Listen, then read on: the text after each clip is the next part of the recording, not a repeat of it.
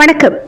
செங்கம் அருகே அடிப்படை வசதியின்றி இயங்கும் தனியார் பள்ளியில் பூசு வேலை கூட முடியாமல் கட்டிட கம்பி வெளியில் தெரியும் ஆபத்தான சூழலில் மரண பயத்தில் மாணவர்கள் கல்வி கற்கும் அவலம். பெரும் விபத்து நடக்கும் முன்பே நடவடிக்கை எடுக்க பெற்றோர்கள் கோரிக்கை. திருவண்ணாமலை மாவட்டம் செங்கம் அருகே போலூர் சாலையில் முன்னூர் மங்கலம் அருகே சிஸ்டி தனியார் பள்ளி இயங்கி வருகிறது. செங்கம் மற்றும் அதனை சுற்றியுள்ள கிராம பகுதிகளான குயிலம், முன்னூர் மங்கலம், பேட்டை மற்றும் சுற்றுவட்டார பகுதிகளிலிருந்து சுமார் 800க்கும் மேற்பட்ட பள்ளி மாணவ மாணவிகள் அப்பள்ளியில் பயின்று வருகின்றார்கள்.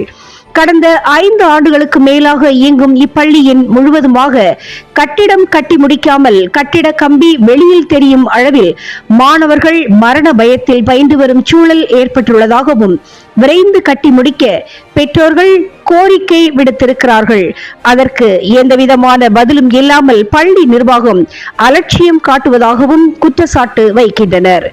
அடிப்படை வசதிகள் ஏதுமின்றி சரியான குடிநீர் இல்லாமலும் கை கழுவிட முறையான குழாய் வசதி இல்லாமல் தோட்டத்திற்கு செல்லும் குழாயில் முண்டி அடித்தும் புதர் மண்டி கிடக்கும் பகுதியிலும் வெட்ட வெளியிலும் மாணவர்கள் உணவருந்தும் அவல நிலை பள்ளியில் உள்ளதை கண்டு மனம் பதறும் பெற்றோர்கள் கூலி வேலை செய்தாவது தங்களது பிள்ளைகளை தனியார் பள்ளியில் படிக்க வைத்து வரும் நிலையில் எங்களிடம் பணத்தை மட்டும் கராராக பெற்றுக்கொண்டு அடிப்படை வசதிகள் ஏதும் செய்து தராதது ஏன் என்ற கேள்வியை எழுப்புகின்றார்கள்.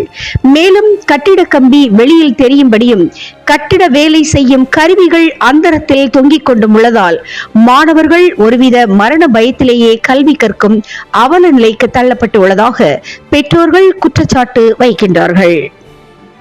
மேலும் பாதுகாப்பை உறுதி செய்யக்கூடிய சிசிடிவி கேமராக்கள் கூட பொருத்தாமல் இயங்கும் பள்ளிக்கு முறையாக லைசன்ஸ் வழங்கப்பட்டுள்ளதா எனவும் ஐயம் ஏற்பட்டுள்ளதாகவும் கேள்விகளை எழுப்புகின்றார்கள்.